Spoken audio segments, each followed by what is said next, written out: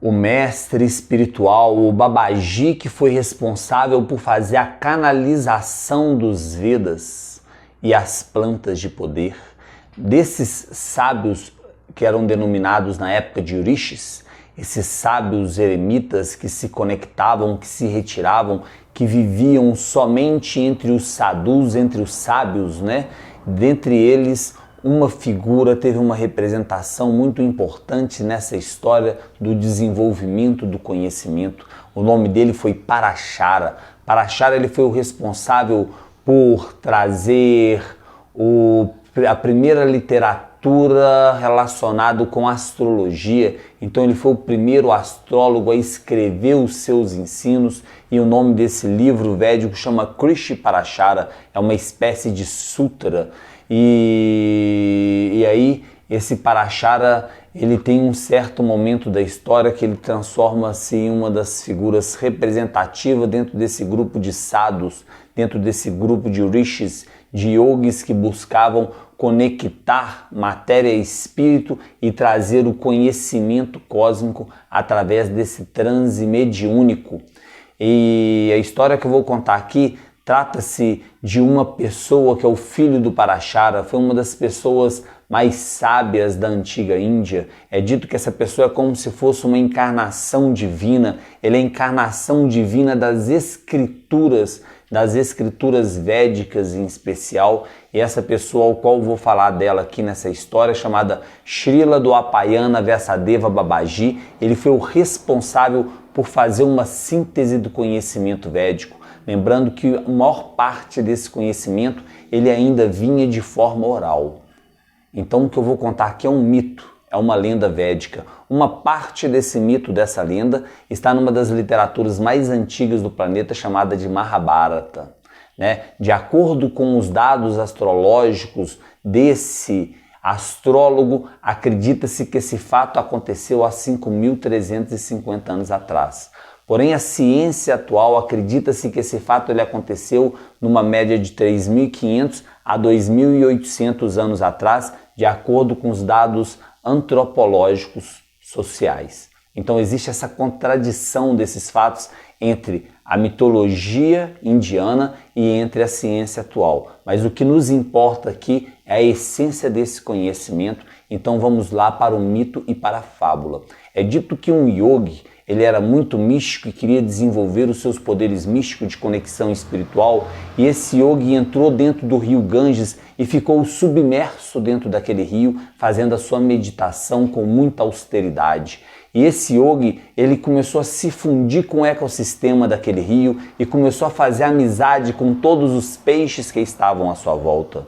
E aí por um dia, sei lá qual, passou o pássaro de Deus, o pássaro de Vishnu. É dito que Vishnu é o Cristo. Vishnu seria o próprio Deus absoluto encarnado na matéria, e ele sempre vem montado num pássaro. Esse pássaro ele é chamado de Garuda. E aí esse pássaro, passando sobre o rio Ganges, deu nele fome, ele desceu e comeu um daqueles peixes. E aí quando ele comeu um daqueles peixes, ele ofendeu o yogi, porque aqueles peixes tinham um valor sentimental para aquele yogi místico, e aquele yogi místico tentou praguejar o pássaro de Deus, o Garuda.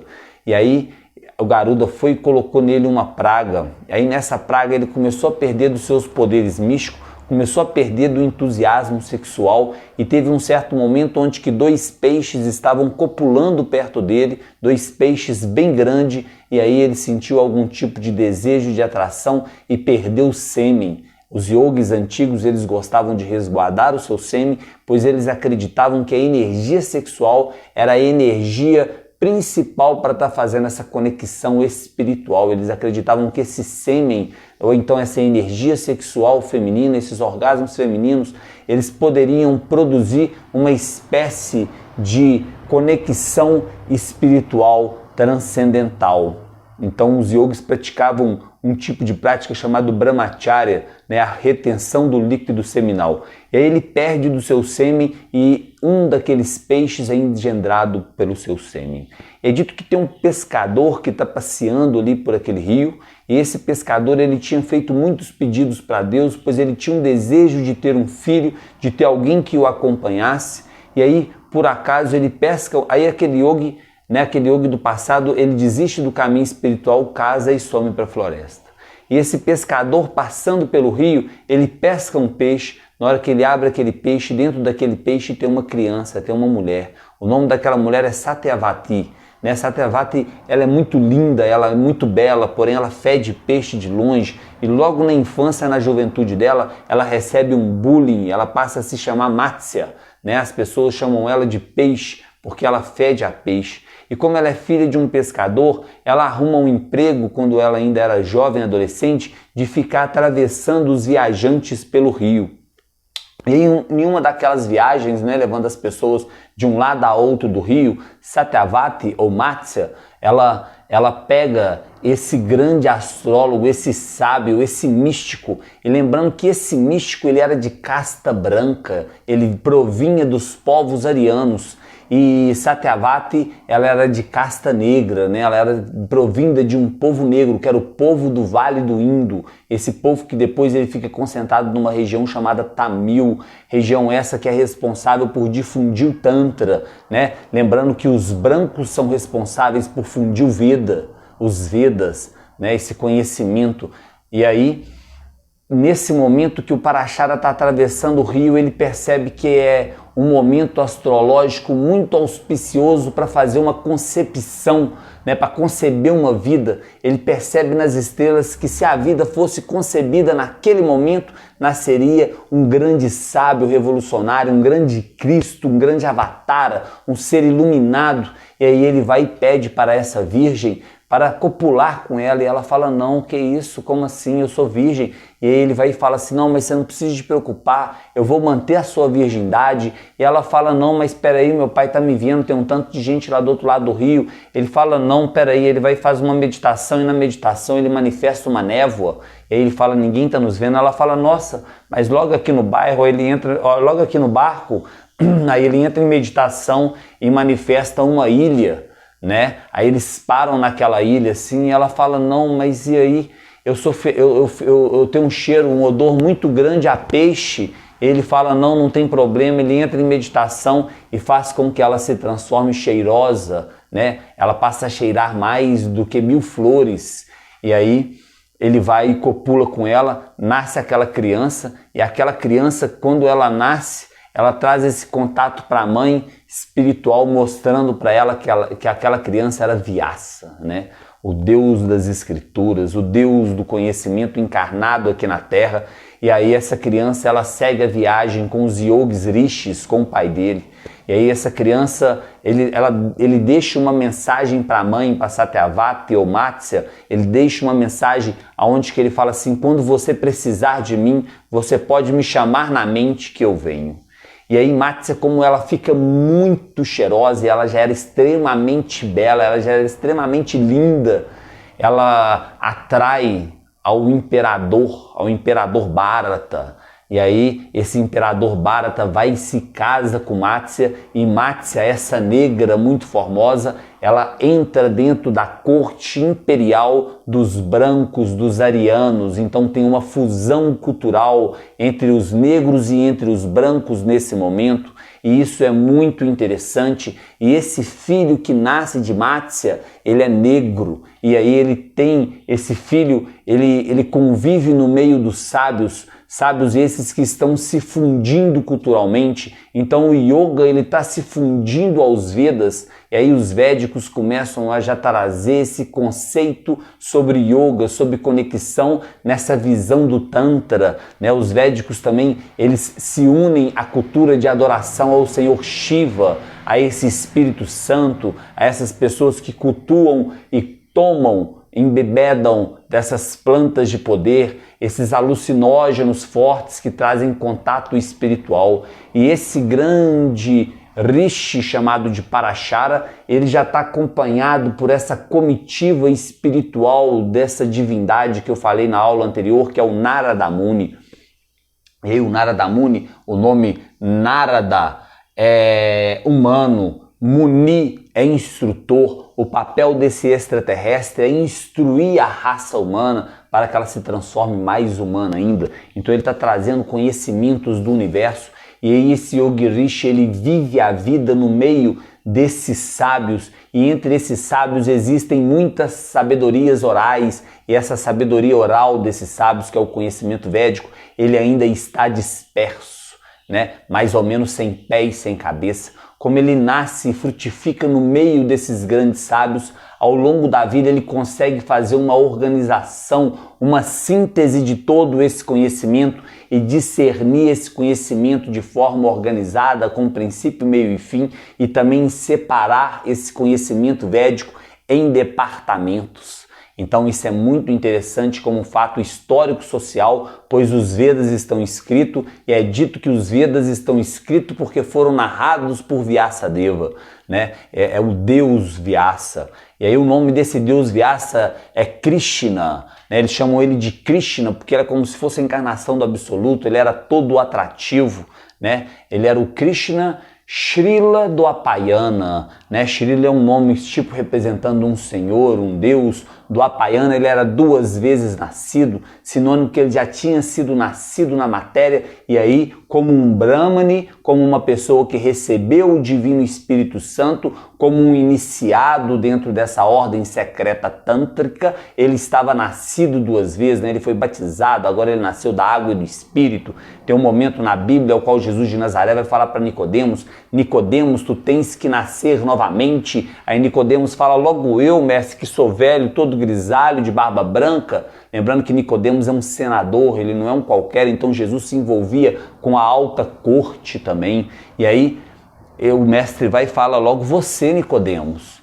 Aí como que eu vou fazer isso, mestre? Pergunta Nicodemos, e Jesus Cristo disse: agora você tem que nascer da água e do Espírito, né? Em outras palavras, você tem que ser iniciado, você tem que começar a vida de novo, você tem que nascer para você mesmo, enfim. Aí Srila Dwapayana Vyasadeva Babaji, né? Dwapayana 2 vezes nascido, Vyasadeva, ele tinha um conhecimento dessas escrituras, e Babaji é um nome dado aos grandes sábios, aos pretos velhos da Índia, vamos assim dizer, né? Essa galera da linha tântrica, os grandes mestres, geralmente eles são negros, ou então eles têm uma cor mais parda, um pouco mais escura, e aí eles são chamados de Babaji, né? Eu tenho um amigo meu que era monge, que trabalhou muito espiritualmente comigo, ele sempre falava: olha os pretos velhos da Índia, e aí ele tem razão, trazendo essa tradução para o Ocidente.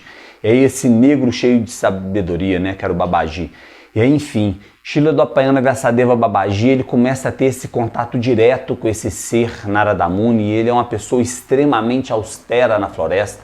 Ele gostava de morar entre os rios Ganges e Sarasvati, que para alguns místicos eles creem que ele gostava de morar entre os 2 canais do Kundalini, né? O Ida e o Pingala, né? Que esses rios representavam esses fluidos da corrente universal para esses povos védicos. Lembrando que os povos antigos eles eram muito mitológicos, muito supersticiosos, e aí esses Babaji com certeza faziam uso do Soma Rasa, do Soma Veda. Inclusive em uma das literaturas narradas por esse Srila Dwapayana Vyasadeva Babaji, que é o Bhagavad Gita, né? Uma dessas literaturas, o Krishna, lá no Bhagavad Gita, ele vai dizer que ele é o próprio Soma Veda, e que dos Vedas, dos versos do Soma Veda, ele é o Brihaspati Sama, né? Então tem esse nome lá, e enfim.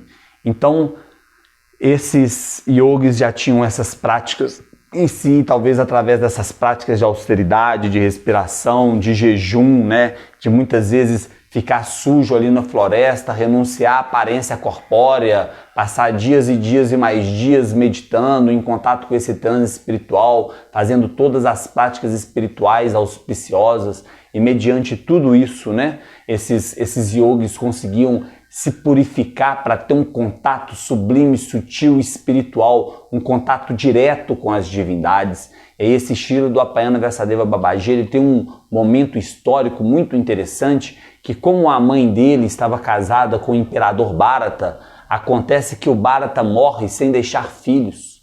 E aí tem um certo momento da história que a mãe dele precisava de alguém da família real, né? Alguém que tivesse o sangue nobre, para que a família real continuasse existindo. E aí a mãe dele vai e chama Srila Vyasadeva Dwapayana Babaji por pensamento. Aí o Babaji, também chamado de Veda Vyasa, ele vai e volta para aquele palácio. Aí a mãe reconhece ali o filho, e aí o rei era casado com 3 mulheres.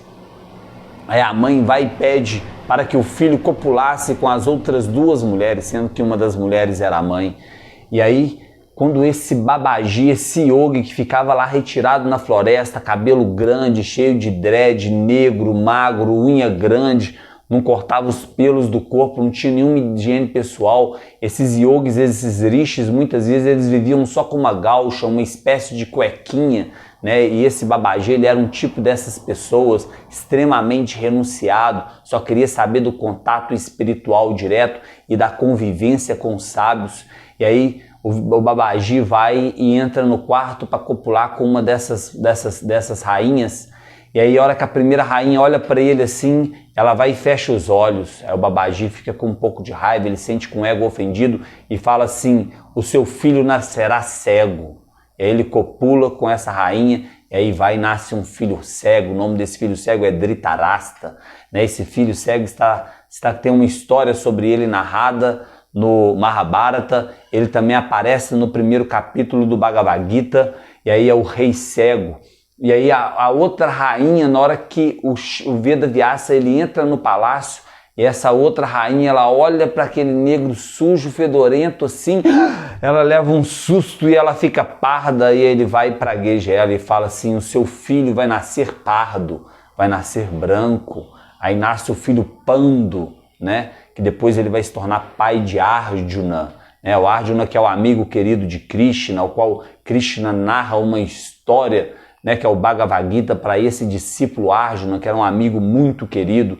E aí, enfim, então esse Veda Vyasa, ele passa também a ser os filhos dos reis, os filhos dos imperadores, os filhos da família real. E aí, a partir desse momento, ele volta para a floresta e entra em retiro espiritual, né? Ele entra na sua conexão. Muitos acreditavam que esse Babaji chegou a um estado de imortalidade, que alguns acreditam que esse espírito vive até hoje dentro do planeta Terra, enfim. E aí esse Babaji vai organizando todo esse conhecimento e ele percebe que os povos antigos tinham uma memória fabulosa. Tudo que se falava para os povos antigos eles armazenavam na inteligência. É dito pelos Vedas que antes desse momento todas as pessoas tinham um nível de inteligência surpreendente e conseguia memorizar todos os ensinamentos. Porém, esse Babaji percebe que a era está mudando e que as pessoas estão ficando com as memórias mais débeis. E aí ele percebe um momento especial que toda essa literatura oral, todo esse conhecimento oral que passava ali de lábios a ouvidos entre os mestres, os yogis, os rishis, os sadhus, né, entre toda essa classe de conhecimento que se retiravam na beira dos rios para fazer práticas e austeridades e conectar com o mundo espiritual, esse conhecimento precisava de ser escrito. Porém, esse Babaji, ele era anágrafo, ele não sabia escrever. Ele começa a fazer algumas austeridades para que o deus Ganesha possa vir e escrever essas literaturas para ele.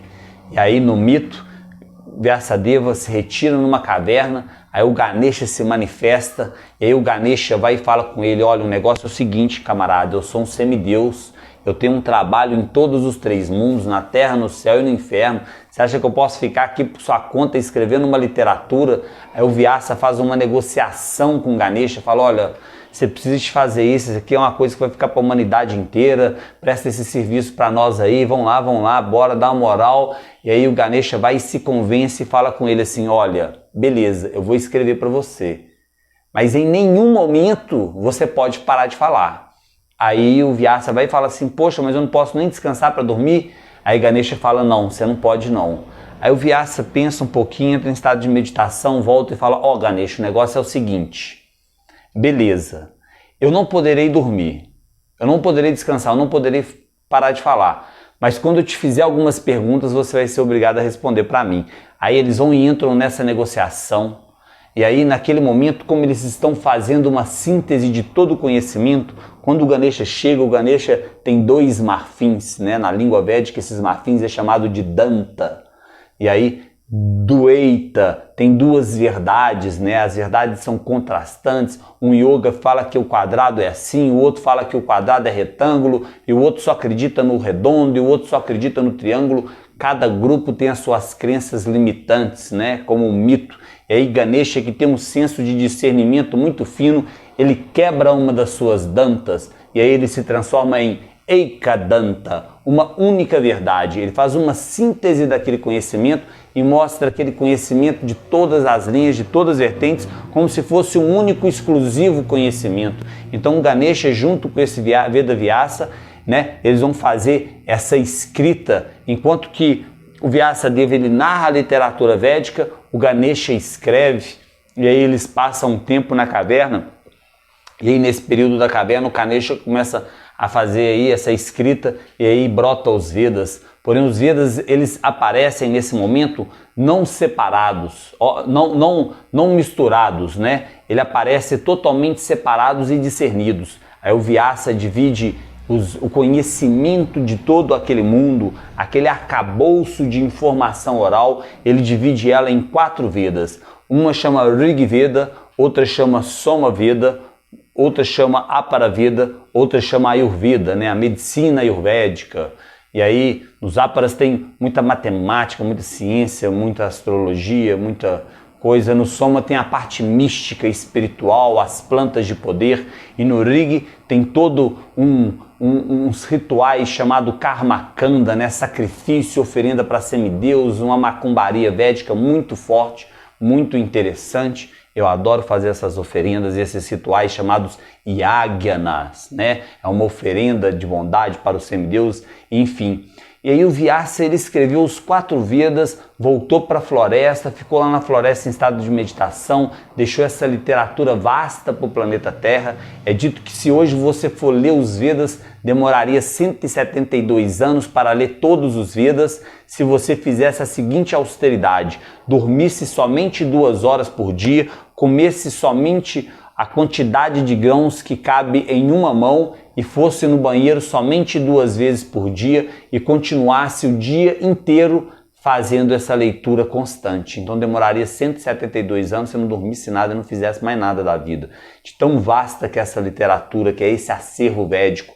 E aí esse Veda Vyasa, ele traz esse conhecimento, porém ele sente um vazio dentro de si. Ele sente que está faltando alguma coisa ainda, ele sente que a vida dele não se completou, e aí ele entra no estado de meditação profunda, faz a conexão de novo com esse ser extraterrestre chamado Narada Muni, e o instrutor da forma humana, o Narada Muni, volta, né, e atende Vyasa. Os dois têm uma conversa, um diálogo longo na beira de Sarasvati, e o Narada Muni fala com ele: Vyasa, está faltando o conhecimento mais confidencial. E o Vyasa: como assim? Aí o Narada fala: você faltou falar sobre o amor divino, faltou você falar sobre Bhakti Yoga, faltou você falar sobre a ciência que conecta com o absoluto, pois a única forma de conectar com esse Deus absoluto é através desse amor incondicional, porque Deus é amor. E aí eles vão fazendo essa troca de diálogos, e aí Vyasadeva recebe uma instrução muito especial, né? Que essa instrução ela vai ser a conclusão dos Vedas, né? Ela vai ser uma conclusão das histórias. E alguns vão chamar isso do 5º Veda, e aí vem uma literatura complementar. Uma delas são chamadas de os Puranas, né? Os Puranas são os contos antigos ao qual vão contar muito sobre as divindades. E aí nos Puranas tem mitos de Kali, mitos de Shiva, mitos de Indra, mito de Vishnu, de Krishna, de Durga e desses deuses importantes hindus, né? E também tem uma outra literatura, são 108 Puranas e 18 Upanishads, que também vão tratar dessa super-alma, da suprema personalidade de Deus. Entre eles tem o Gita Upanishad, que é o Bhagavad Gita, né? Tem outro chamado Ashtavakra Gita, que é o assunto do yogi Ashtavakra, enfim. E aí ele vai trazendo todo esse acervo da literatura e ainda não está completo. Aí mais adiante na sua vida acontece que nasce um filho dele, e esse filho dele, Sukadeva Goswami, esse filho dele ele vai recebendo essa instrução do Narada Muni juntamente com seu pai. Aí tem um momento que esse filho, Sukadeva Goswami, ele vai para uma floresta chamada Naimisharanya, e aí nessa floresta tem um encontro dos sábios. Aí nesse momento desse encontro dos sábios, tem um rei morrendo, um rei chamado Parikshit Maharaj, e aí esse filho do Vyasa, que é o Shukadeva Goswami, ele começa a narrar as literaturas mais profundas sobre a criação do universo, sobre a cosmogênese, sobre os deuses, sobre todos os fenômenos, começa a contar sobre as histórias de Krishna, quem que é o Govinda, quem que é o Deus absoluto, como que esse Deus absoluto começa a sua manifestação na forma de Mahavishnu, e aí Darbokshai Vishnu, né, que é o Vishnu Narayana, que vai fazer a manifestação de todos os universos. Aí esse Shukadeva Goswami começa a entregar uma história como que foi criado cada um dos múltiplos universos. Então os Vedas já têm essa ideia de múltiplos universos, que a NASA e essas equipes espaciais, o Hubble, só foram provar isso cientificamente agora, e há 5.350 anos atrás, né, na visão dos indianos, esses mitos já eram passados. E aí nasce toda uma literatura que dá origem aos yogas. Então esse Yogi Babaji, ele é responsável por estar trazendo essa síntese conceitual, inúmeras literaturas fantásticas. Ele é um mentor, ele é uma pessoa que ele canaliza o conhecimento mediunicamente através da mente e transmite esse conhecimento através do verbo. E aí, através desse verbo, através dessa consciência iluminada, o Ganesha escreve esse conhecimento. E nesse momento ao qual esse Veda Vyasa e esse Ganesha estão encontrando, nasce um yoga muito poderoso chamado Gnana Yoga, a yoga do conhecimento, ao qual nós estamos aqui, né, até esse momento do nosso curso tratando de Gnana Yoga, e nós vamos ser um Gnana Yogi até a 100ª aula. E aí tem toda essa brincadeira nessa história. O conhecimento védico é um conhecimento que desperta, é um conhecimento que ele toca o profundo da alma. O conhecimento védico é dito que só dele entrar dentro de nós, ele abre ramificações neurais e tonifica o nosso cérebro, né? Então isso é um mito. É dito que esse conhecimento ele pertence ao mundo, ao cosmos, ao universo. Então sempre que ele entra dentro de nós, ele desperta algum tipo de sabedoria. Perfeito? E é isso. Nos vemos na próxima, com muito amor no coração, e tamo juntos.